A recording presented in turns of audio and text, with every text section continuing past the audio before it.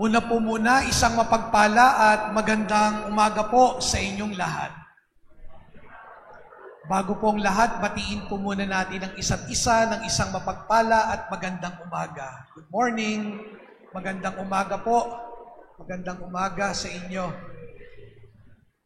Tayo po ay nasa 31 linggo sa mga karaniwang panahon at ngayon ang unang linggo sa buwan ng Nobyembre, taong 2023. Kay bilis ng mga araw, sa ilang sandali na lang matatapos na naman ang taong kasalukuyan. Kaya nga nagpapasalamat tayo sa Diyos sa biyaya na patuloy niyang ibinibigay sa atin. Biyaya na makadulog at sama-samang makasamba sa pagdiriwang ng misang ito. Kaya nga sa pagdulog natin sa misang ito, kung meron man tayong mabigat na dala-dala sa ating puso, ano man po yan, problema man yan, karamdaman, kasalanan, o kawalan ng kapayapaan, ilagay natin ito at ipagkatiwala sa kamay ng Diyos. Humingi tayo ng mga biyaya sa ating Panginoon, nagabayan tayo sa ating paglalakbay sa buhay na ito.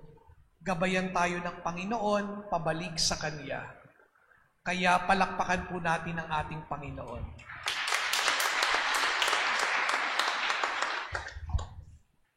Naalala ko po yung kwento ng isang nanay tungkol sa kanyang anak. Ang kanyang anak ay isang doktor. Mahusay ang kanyang anak, inalagaan, pinapag-aral sa napakagandang paaralan. Nakapagtapos ng medisina at naging matagumpay naman sa kanyang propesyon.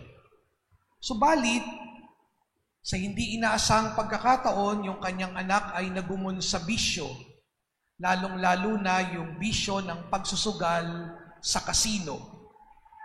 Laki ng dagok sa kanyang nanay sapagkat nagsimula lang daw yun ng maliit, pero hindi nagtagal, napalaki ang naipapatalo sa kasino. Naibenta pati na yung mga napundar niyang sasakyan, bahay at iba pang mga ari-arian. Mabigat ang loob ng nanay sapagkat nakita niya unti-unti ang pagbulusok pa ibaba ng kanyang anak. At tunay nga, yung kasabihan, corruptio optimi pessima. The corruption of the best is the worst of all. At ganun nga ang nangyayari kapag ang biyaya ay nagiging sumpa. What happens when blessings become a curse? Mga kapatid, sa ating ebanghelyo ngayon, narinig natin ang mga salita ng pagpuna ni Jesus sa mga eskriba at mga pariseyo. Kasi kung tutuusin, biyaya din ng mga eskriba at mga pariseyo. Pero bakit kaya sa salita ng ating Panginoon, parang tila naging sumpa ang presensya ng mga eskriba at mga pariseyo? Sabi ni Jesus, itong mga eskriba at mga pariseyo, naturingang tagapagpaliwanag at tagapagturo ni Moises. Subalit, gawin na lamang ninyo ang kanilang itinuturo, sundin ang kanilang mga iniuutos, ngunit huwag ninyong tutularan ang kanilang mga gawa. Anong nangyari? Bakit nagkaganoon? Further, in the gospel, makikita natin ang sagot. Sabi ni Jesus, dahil hindi na nila naisasabuhay ang kanilang ipinangangaral. Sayang, magagaling pa naman sila. Matatalino pa naman sila. They are very talented. Sila pa naman ang tinitingala ng mga tao, tinitingnan ng mga tao para maging mabuting ehemplo. Pero imbis na sila'y nagmaging pagpapala, unti-unti, tila sila'y naging sumpa. Iba kasi yung kanilang sinasabi sa kanilang ginagawa. They do not practice what they preach. They do not walk their talk.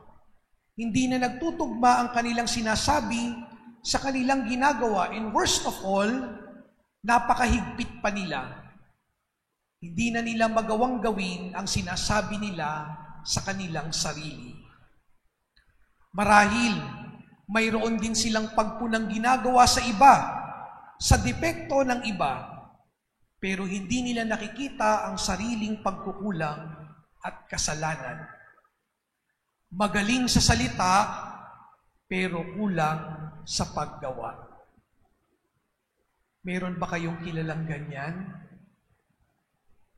O baka naman, kung susuriin natin ang ating kalooban, baka tayo rin ang unang tatamaan ng mga salitang ito. Sa ating pong unang pagbasa, galing sa aklat ni Propeta Malakias, ganito rin ang nangyari sa mga punong relihiyoso at pari ng Israel. Naging kurap din ang mga pari ng Israel. Lumihis din sila sa daan ng matuwid, na imbis na magiging pagpapala sila'y parang naging sumpa. Dahil mas marami nang nabubulid sa kasalanan, mas marami nang nabubulid sa kasamaan, dahil sa kanilang mga ginawa. Kung kaya't sabi ng Panginoon, mas malaki ang inyong responsibilidad sa Diyos at sa kapwa. At sa likod ng ito, sa likod ng lahat ng ito, parang sinasabi na mas kailangan natin ng mga saksi kaysa mga guro. We need more witnesses rather than teachers. Kailangan ng mga saksi na magsasabuhay ng kanilang mga itinuturo at magandang magsimula iyon sa ating mga sarili.